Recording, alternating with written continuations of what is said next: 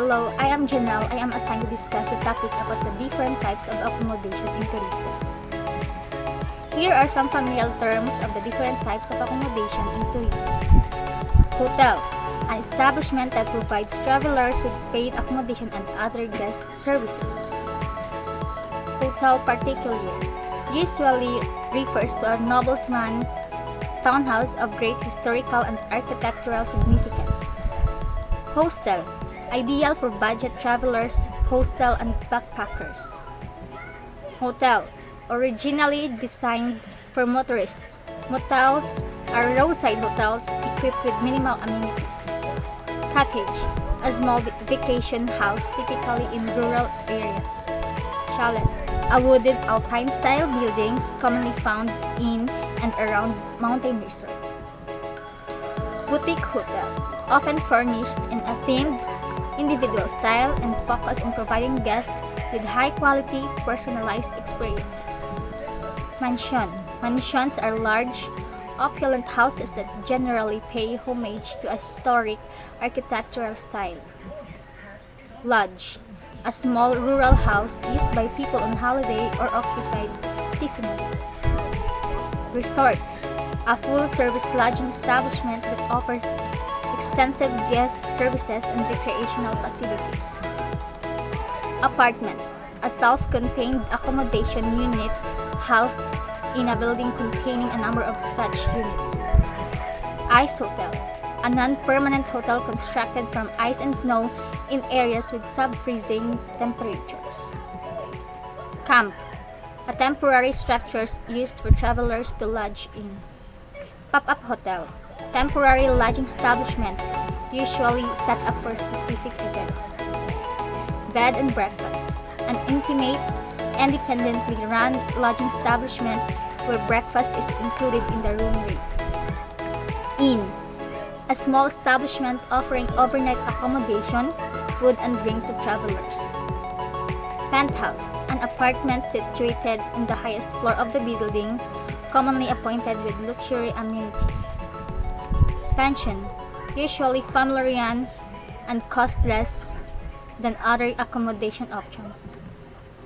Townhouse, a residential multi-level property that is usually connected to a similar unit by a common sidewalk. Pod, a prefabricated standalone structure that provides basic accommodation. Extended stay hotel, offer the comforts of traditional home along with discounted rates for guests interested in long-term stays. Cave hotel, hotels built into natural cave formations, commonly with underground rooms. Guest house, a private house offering inexpensive accommodation to tourists.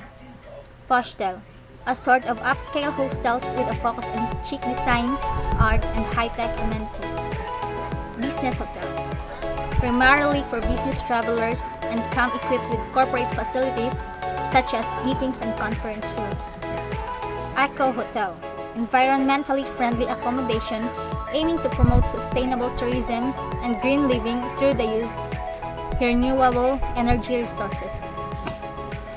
Apart hotel combines the comfort and independence of a private apartment with the services of a hotel. Love hotel offers short stays for couples looking to engage in sexual activities. That's all. The National Accommodation Standards for Hotels in the Philippines. The Department of Tourism will be implementing its new National Accommodation Standards for hotels, resorts, and apartment hotels using the STAR rating system. The new standards employ a point-based rating system focused on inventory, availability, condition, and the quality of specific facilities and services. The new National Accommodation Standards was launched last year through the DOT Memorandum Circular 2012-02. The new standard is part of the DOT's policy reform pursuant to the provision of Tourism Act of 2009, which mandates the DOT to formulate and enforce standards for the operation and maintenance of tourism enterprises, prescribing minimum and progressive levels of operating quality and efficiency consistent with local and international standards. The Tourism Act also provides for the development and enforcement of a comprehensive system for a mandatory accreditation for primary tourism enterprises and voluntary accreditation for the secondary tourism enterprises, in accordance with prescribed guidelines and standards. There are 65 auditors will be selected based on their expertise and relevant background in the hospitality industry. The auditors will undergo a 3-day trainings and a simulation course with an international qualified or quality trainer provided by the DOT. Qualified private third-party auditor must have at least 10 years of work experience in accommodation, hospitality, or related industry, with exposure to quality assurance, quality management system, and/or assessment programs. The criteria for the rating system. The criteria of rating system is composed of 7 major business areas.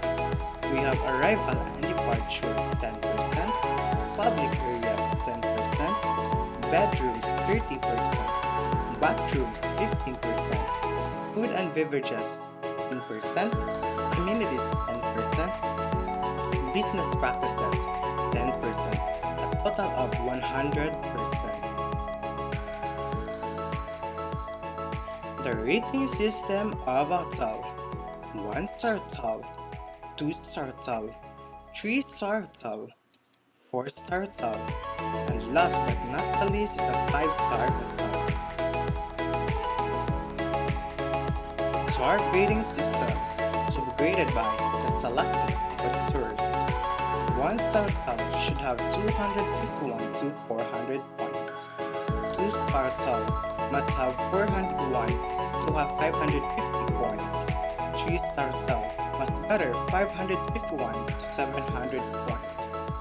4-star hotel must have 701 to 850 points.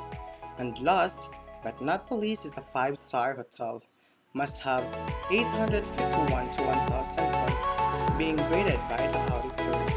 I think that will be all. Thank you. Good day! I'm Christy May-Lan Kalumba, a third-year base HM student, and I am assigned to discuss the rights of hotel guests.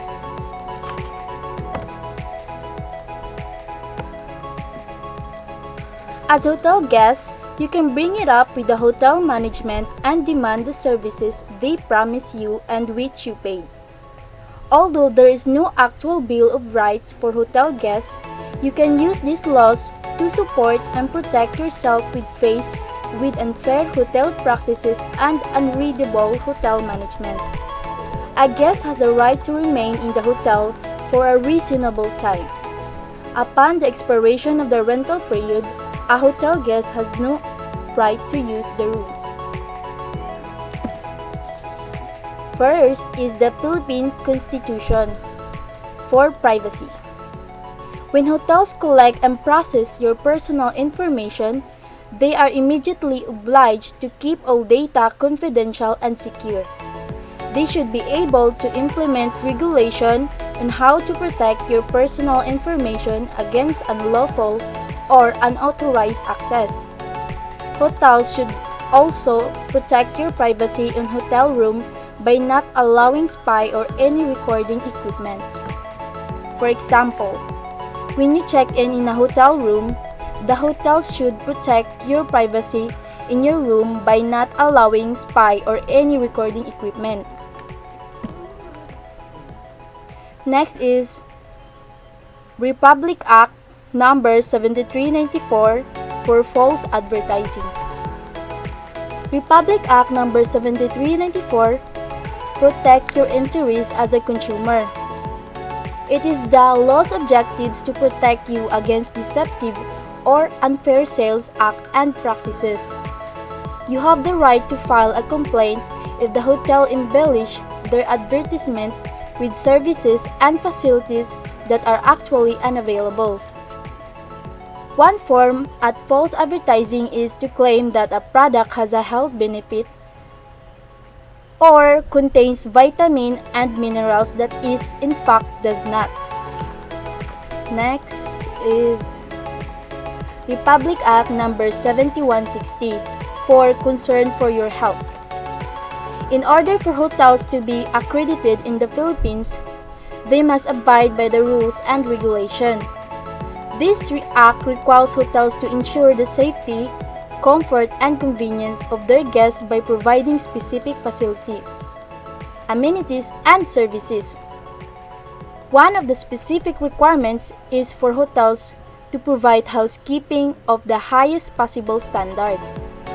They should be able to keep hotel premises clean and tidy, as well as change linens, blankets, towels, and daily. This is to ensure that you are protected against infectious diseases.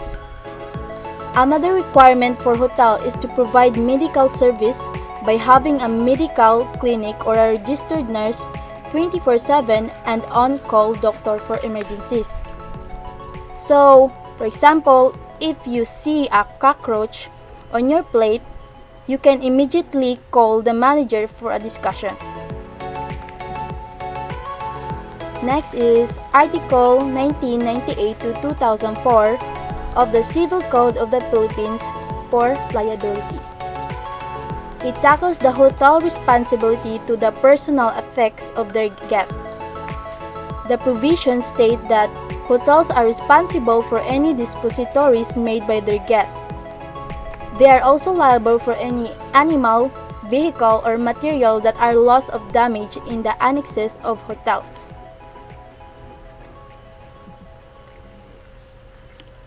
Republic Act 9442 for the rights of disabled people.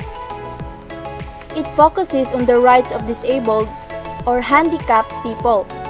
Under the law, disabled people are given at least 20% discount from all establishments relative to the utilization of all services in hotels and similar lodging establishments for their exclusive use or enjoyment. The accessibility law of the Philippines also enhances the mobility of disabled persons by requiring certain establishments to install facilities and other devices such as sidewalks, ramps, railings, and the like. That would be all. Thank you and God bless. Thank you for listening.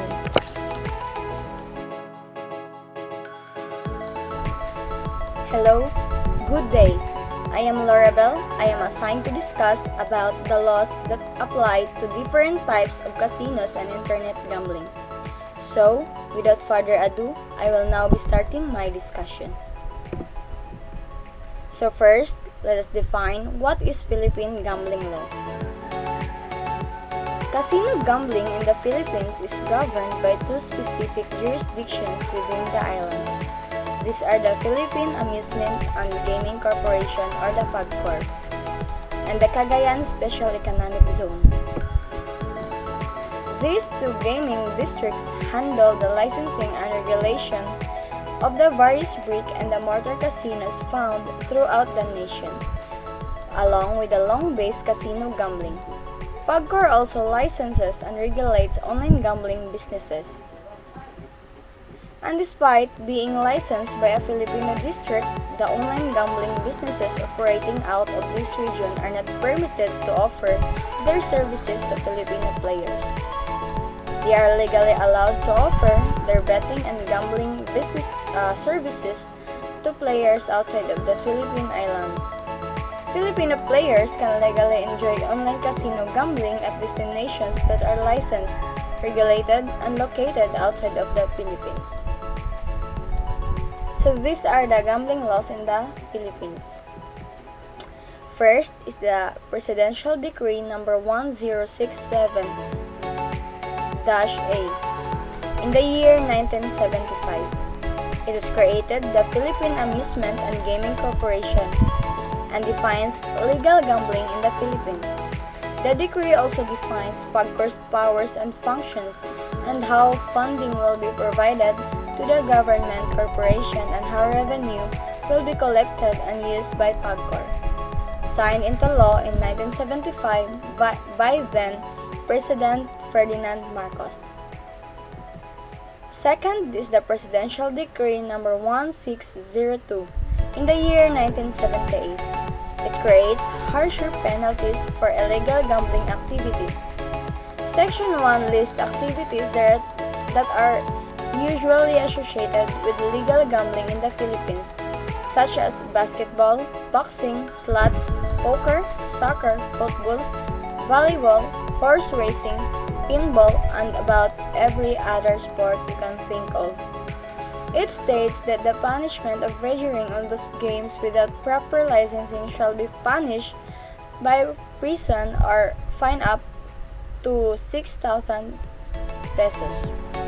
Section 2 gives an informant's rewards of 20%. Presidential Decree number 1869 in the year 1983 in the Charter of the Philippine Amusement and Gaming Corporation of how to properly regulate the gambling industry. It gives guidelines for PAGCOR to follow to authorize, license, and regulate all games of chance within the Philippines while laying out the legal framework for corporations to obtaining licenses. Republic Act 7922 in the year 1994. It was established a special economic zone in the Cagayan Valley to be known as the Cagayan Economic Zone, while including neighboring islands and the city of Freeport. Section 4 of the Act lays out governmental principles while Section 5 creates the Cagayan Economic Zone Authority or the CIZA. The rest of the Act contains legal information about CIZA compensation, supervision, auditing, and legal counsels. Republic Act 9287 in the year 2004 was written into law on April 2, 2004 and was enacted by the Senate of the House of Representatives of the Philippine Congress. The Act increases the penalty for illegal number games and its implementing rules. Executive Order Number 13 in the year 2017. The second section of Executive Order Number 13 order clearly defines illegal gambling as any activity not authorized by an operator's license authority, transcribed to combat illegal number game operators in an effort to endorse state-run lottery services. Section 3 reinforces the policy of not allowing Filipino players access to Philippine-licensed online casinos and sports books. Outside players are targeted by Filipino online casinos, while Philippine players are still allowed to play offshore legally sanctioned online casinos and sports books. Republic Act 10927 in the year 2017, it was implemented by the Philippine Anti-Money Laundering Council or the AMLC on November 4, 2017. The Republic Act 10927 entails special requirements for all the Philippine-based casinos to follow. The law requires for casino owners to implement risk management policies to keep records for their players for at least 5 years. House Bill 8910 is a proposed bill that would eliminate e-sabong nationwide if accepted into law. It specifically targets online cockfight, betting, and seeks for to strengthen the games and the amusement board's oversight of all the professional sports. So that would be all. Thank you for listening. God bless.